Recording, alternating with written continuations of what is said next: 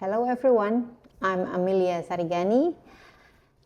Today we're going to talk about localizing ELT content from Kampung to classroom. By this learning, you will be able to first define the concept of localization ELT. Second, explain the importance of cultural relevance in language teaching.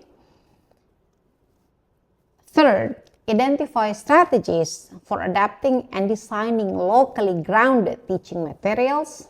And the last, evaluate existing materials for contextual fit.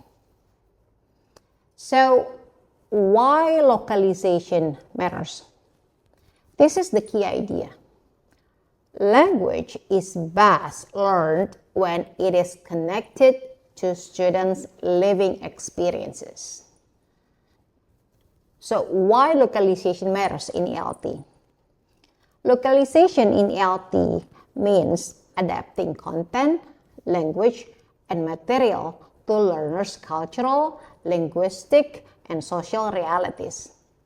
It moves away from global, Western-centric models and brings learner to closer to students' life.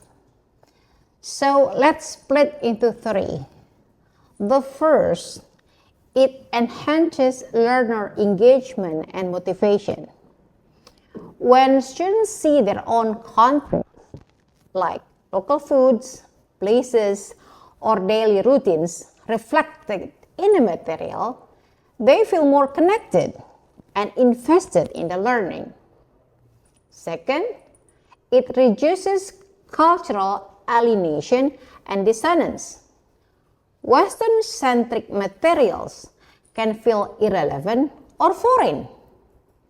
Localization ensures learners are not forced to imagine themselves in someone else's world, but instead build knowledge from their own world.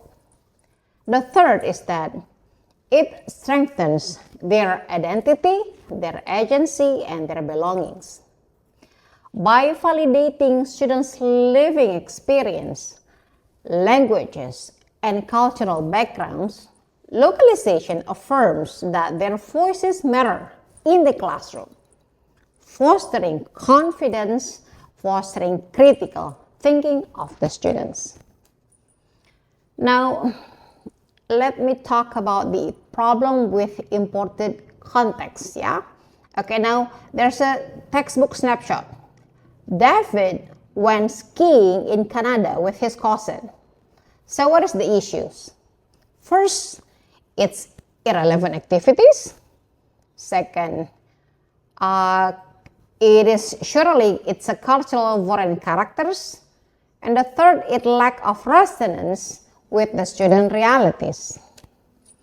Now, what we call culturally responsive teaching, the characteristic should be, it builds on students' cultural knowledge, it affirms linguistic diversity, it connects language learning with identities. So what are the strategies? How should we do with that? The first, we need to ask students to write about their village or family. The second, use local folk tales or events as themes for projects. And the third, include Bahasa Indonesia or local language terms in daily examples. Okay, now let's talk about Kampung to classroom. Okay, examples of localization. Okay, first, you can replace foreign food with sate padang, or pecel lele. You can describe rainy season in Kalimantan, but not winter in New York. Or you can use local professions like tukang sayur, not firefighter in Chicago. Okay, now Indonesian English is valid English. Okay, let me tell you. The key idea is like this. English in Indonesia does not need to imitate British or American varieties to be valid. Okay? Now, what we need to celebrate is that we have local accent, we have local expressions, and English mixed with local languages. Now, let's talk about translanguaging in practice. Okay, let's begin with the definition first. So what is translanguaging? Translanguaging is the use of all linguistic resources to construct meaning and express identity. So what kind of activities that are considered as translanguaging? Okay, first, you can code switching in storytelling. The second is group discussion, mixing English and local terminologies. And the third is reflecting in both English and Indonesian language. Now, how to design your own localized lesson. Okay, first, what you need to do is design lesson around a local context, and you need to consider the first, who is the character, where does the story happen, and what are the students asked to do.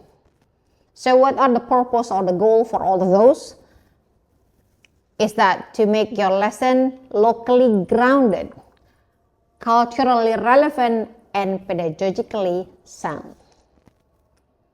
Okay, now let's talk about the mini case study. Teacher Fitri in Banjarmasin taught my house using rumah panggung instead of Western houses, right? And the result is that students are excited, they feel proud of themselves, and they feel engaged. Okay, now let's talk about key takeaways.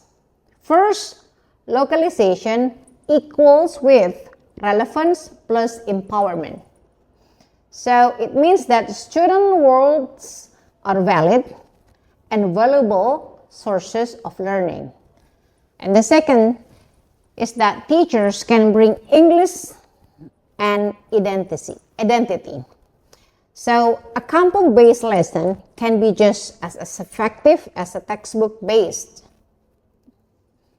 Okay, now let's talk about the reflective mini task. What you need to do is to write a short reflection, 250 until 300 words. What you need to do is to describe a way you can localize one of your current English lessons, and what local context will you include and why. Okay, please upload to the forum and give in constructive feedback, at least to one peer. Okay, I think that's all. See you in the next module. The next topic will be intercultural communication and identity in ELT. Bye-bye.